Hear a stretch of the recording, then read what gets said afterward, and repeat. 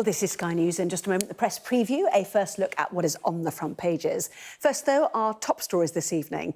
Sky News has witnessed chaotic scenes in France as families with young children try to scramble into boats to cross the Channel to the UK. The Russian President Vladimir Putin has arrived in North Korea for 2 days of talks with its leader there, Kim Jong-un. And researchers say they've used artificial intelligence to identify Parkinson's disease using a simple blood test 7 years before symptoms appear.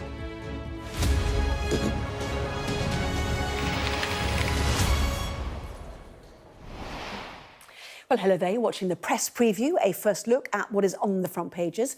Time then to see what's making the headlines with Ali Miraj, broadcaster and commentator, and Sonia Sodha, chief leader writer at The Observer. Welcome to both of you.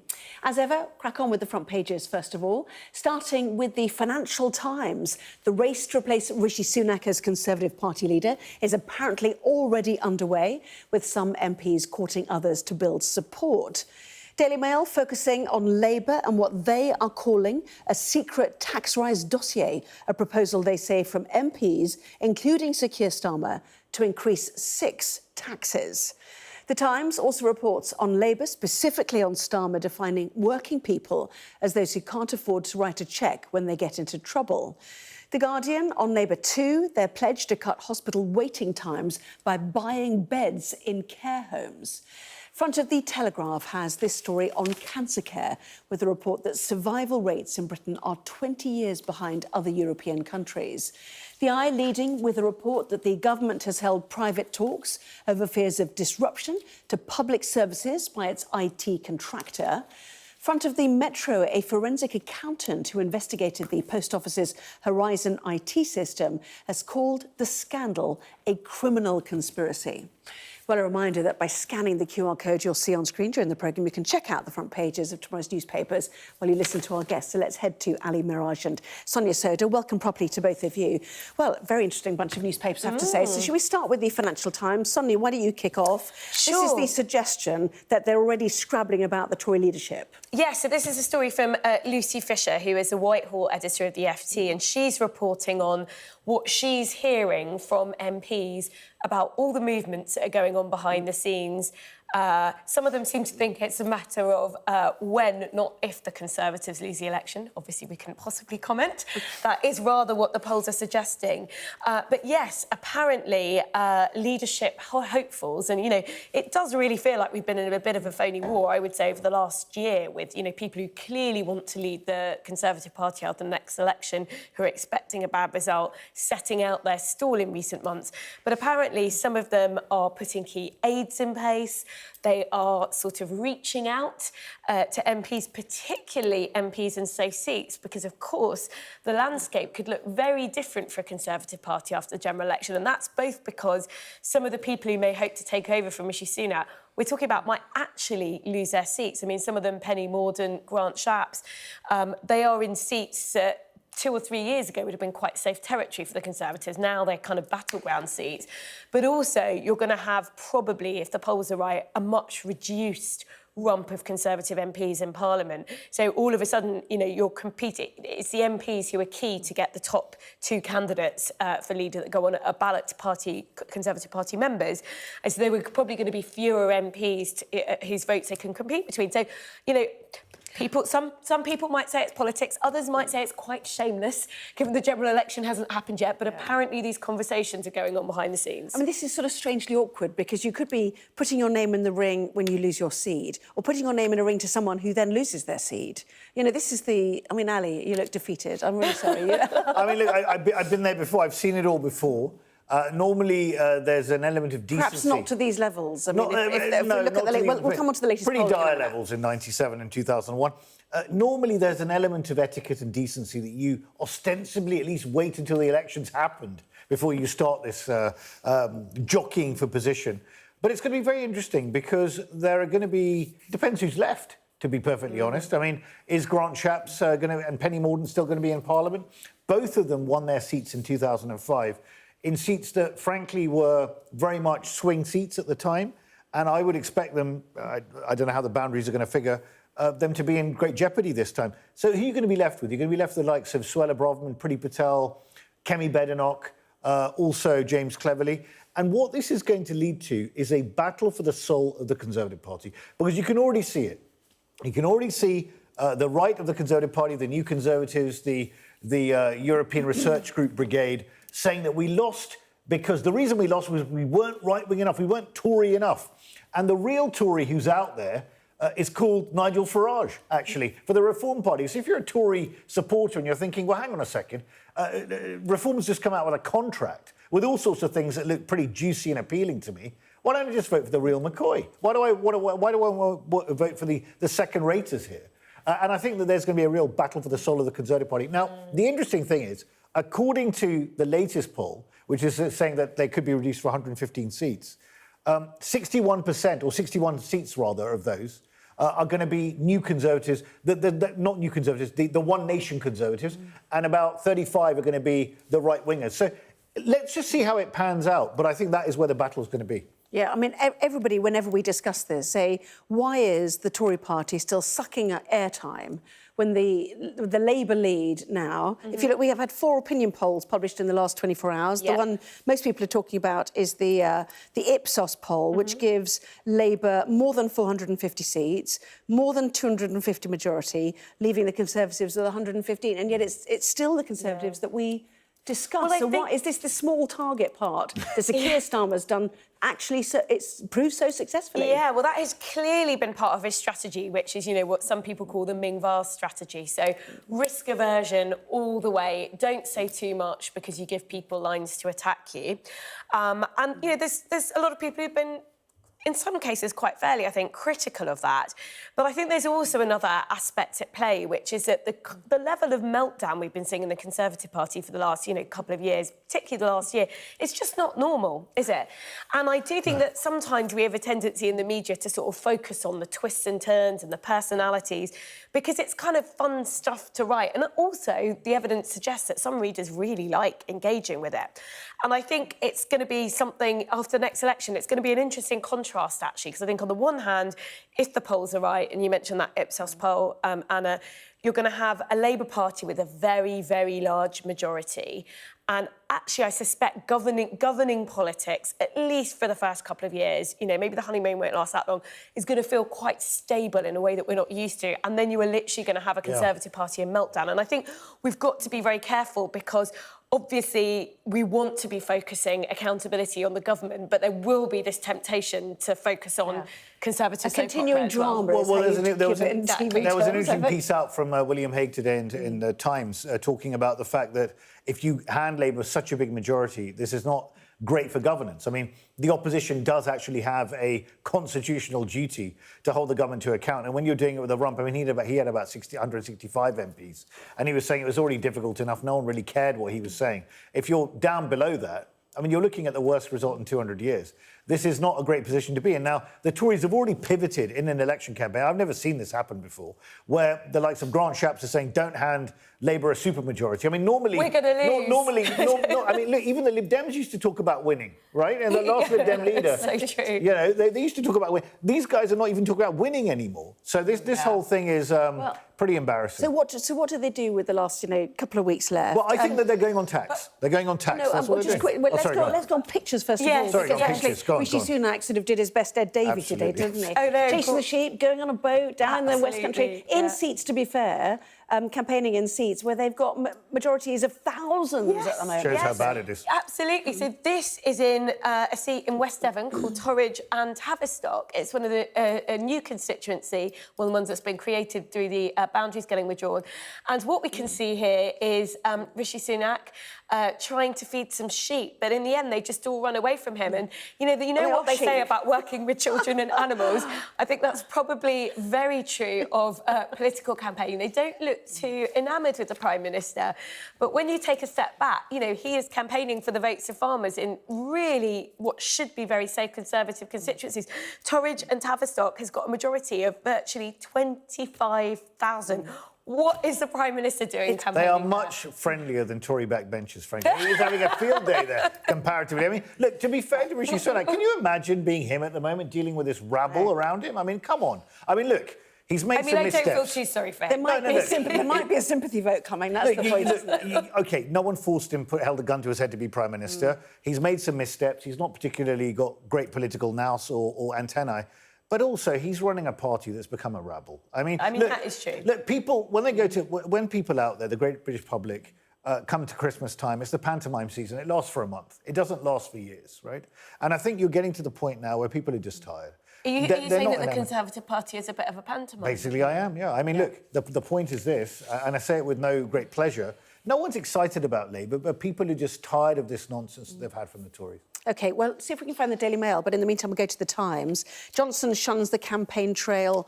Tories face red wall decimation. He's on holiday, to be fair. And isn't it a big birthday as well? I mean, yes. I think it's the 60th, isn't it? It's 60 yeah. today, yes. So tomorrow, that's a newspaper, I can't believe it. Lots of us had to cancel our holidays when Rishi Sunak announced his general election campaign, having a few weeks earlier sort of given indications to people working in politics and his MPs that, oh, no, you're fine, it's not going to be till the second half of this year, which technically it is. It's just it's a lot sooner than people thought. But Boris Johnson, he's off on holiday until 2 days before the election. So he has got involved. He's endorsed 50 Conservative candidates across the country. He's put his name, the story says, to tens of thousands of letters.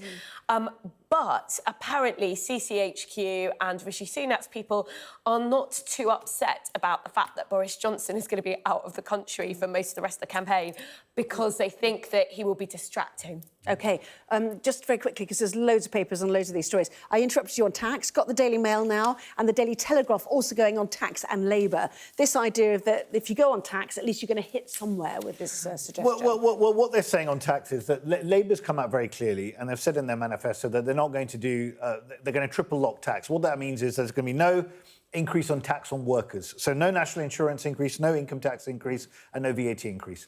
They've not said anything about capital gains tax, about inheritance tax, about rebasing the property values on council tax. It was pushed hard on that today on the radio. They pushed hard on that, and they're saying different ministers, different shadow ministers are giving different views on this.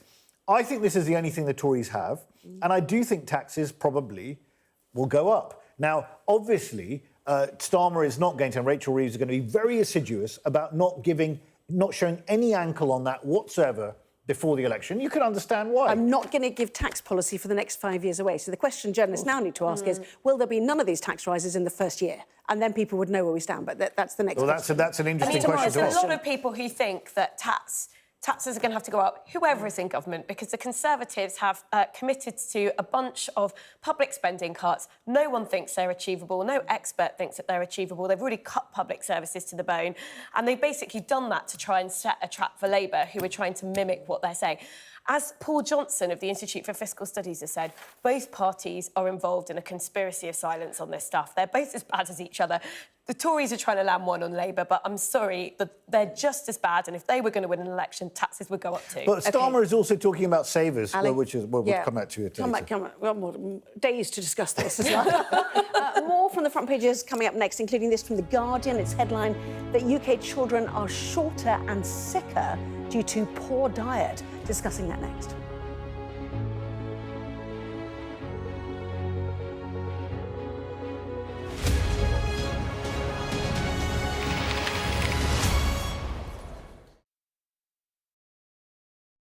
Beavers make very, very complicated habitats for water voles. So we've lost most of our wetlands in the UK over the last 150 years or so. So beavers burrowing, beavers dam making, beavers building, directing streams, making more braided water outlets, make these very, very messy, complicated wetlands. And they create lots of edges in those wetlands, which are perfect for water voles. Water voles are burrowing animals. They live next to watercourses. The problem we've had in the UK is that we've tended to have straightened our rivers, we've canalised them. For water voles predators, in particular the North American mink, that makes it very, very easy to basically just rattle through a watercourse and take out the water voles. I think in the 1960s we had about 8 million water voles. We're now down into the 100,000s. They're our most threatened mammal. Their numbers are dropping more than any other. So it doesn't matter whether that's England or Scotland, water voles are in trouble. of all the species that we've reinforced or reintroduced, maybe water voles are the easiest. They used to be common throughout the UK, from lowlands right up into the higher mountain areas, which this is one of their strongholds now. So they're mini gardeners, if you like. So beavers will produce the habitat for them to live in. Water voles will then enhance that habitat. So they're chopping away at things like sedges and grasses on bank sides. That will clear small areas. That will encourage more wildflowers. Their burrows become homes for other small creatures. And that burrowing as well helps to stir up the soil, brings nutrients to the surface. That encourages more plant and more diverse plant life. I think beavers are fundamental to sort of, if you like, soft flood management. And the schemes that are operating now all over the country are looking at both their ability to prevent flooding by holding up water, and more recently, especially for you down there in the southeast, in holding up water to prevent drought. So beavers create habitat in the high headwaters of the stream, and you end up with a sump. It's a reservoir. They're replenishing groundwater supplies. So in a long dry period, that acts as a slow release. So that's another huge advantage of having beavers there.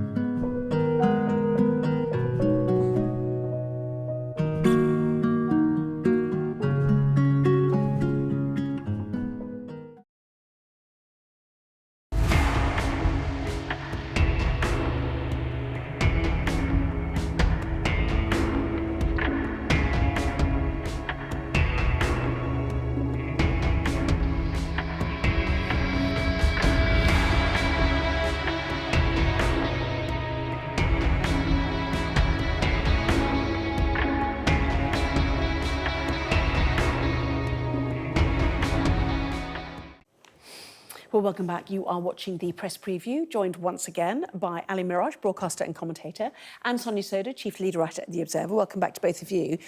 Some fascinating health stories, has to be said. The Guardian, first of all, Ali, UK children are shorter and sicker due to poor diet. What is the evidence here? Look, I'm not sure I'm the best placed person to talk about this because I just had popcorn and a chocolate bar before I came in. But what it's basically saying I can't believe you outed us, Ali. I had some popcorn. Look, the point is this, that young kids, I mean, these are 5-year-olds, are shorter, fatter than they've ever been. This is according to the Food Foundation, a report by the Food Foundation. And this is just the latest piece of evidence in what we already know. There's massive marketing going on of ultra-processed foods. This is affecting kids' health. Type 2 diabetes now coming in younger and younger people. And you've got the likes of Henry Dimbleby, who was the government's food czar, who resigned in disgust about the fact that not enough was being done to try and clamp down on this marketing of ultra-processed foods. We know what the issues are. But yet this is endemic in our society now, and it's causing serious problems. It says over here, the average height of a 5-year-old is falling, obesity levels have increased by almost a third, and the number of young people diagnosed with type 2 diabetes has risen by more than a fifth. I mean, this is absolutely dire.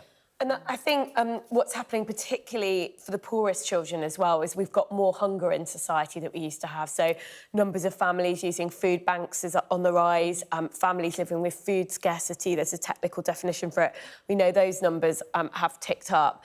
And I think it's really telling, actually. I mean, over time, we've got taller as a species, as nutrition has improved, as societies get richer. That is a trend you expect to see, and the fact that we've now got the average height of 5-year-olds falling in this country, I think that is symbolic of two things. I think it is partly all the health things that Ali's talking about, but it's also, we've got rising levels of child poverty too. Yeah, Americanisation of our food culture. Yeah. In But fast no removal food of the as well. 2-child benefit cap.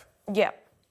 That was a little... Sorry, a little dig, dig I think, there. wasn't it? It was a But yeah, dig, definitely. sorry, go on. Meanwhile, in The Telegraph, Britain is 20 years behind Europe on cancer care. Where is this story? It's... At the top there. Oh, yes, sorry, Yes. main story. Yes. Apologies, yeah. Yes, so this is something that we've known for quite a long time, actually, which is that in the UK we are not at par with European countries, the top European performers on cancer care. And I think this statistic, though, in this new report is really significant. 20 years. So we are where the top European performers were in the early 2000s on key cancers like bowel cancer, for example. And it's a product of two things. So again, it comes back to our unhealthy lifestyles. So when you've got a lot in your environment that's obesogenic, or you're, drinking high drinking levels, etc., that creates the breeding ground for more cancer, as it were. So that's partly an issue, and high health inequalities, which we've got in this country, drives up. But it's also that we're not that great at diagnosing it early, and that's something that the NHS has been aware of and has been trying to improve. And then there's a question about care when you get diagnosed. And if you look at what's happened to NHS waiting lists, I mean, they have spiked so dramatically in the wake of the pandemic. So this is going to be very high, I think, at the top of Wes Streeting's to-do list. 30 seconds on this? No, you're absolutely right. Cancer is a serious issue, and the waits for cancer care have been going up, and that's understandable, unfortunately, given the fact we've got a waiting list of 7.7 million. Streeting's whole argument is a preventative health service. He wants to put another 40,000 appointments a week into the health service. We'll see how successful he is. And he also wants to use some of the budget to fund it in the private sector as well. He's not being dogmatic about it. OK, Ali, Sonia, thank you very much indeed. We'll see you for more in the 11, of course. Thank you. Let's take a look now at the weather, shall we? Temperatures will rise this week, so it will feel a bit more like June, with a small chance of a heat wave developing next week. Most places will have a fine start tomorrow, but it will be chilly in places, especially for rural parts of the north and west. Plenty of sunshine through the morning, best across Ireland, Northern Ireland and southeast England. It'll stay largely dry, but western Britain will see the odd shower, developing with Cornwall and Devon most at risk. Thicker cloud across the windy northwest of Scotland will bring more general rain by lunchtime. Feel cool there, warm though for most others. Well, let's talk about in Sky News at 11. Our press preview continues. Sky News witnessing migrants scrambling aboard dinghies off the coast of northern France, part of a series of special reports on migration crisis. It's a big election issue. Keep you abreast of all election news too. Lots in the newspapers.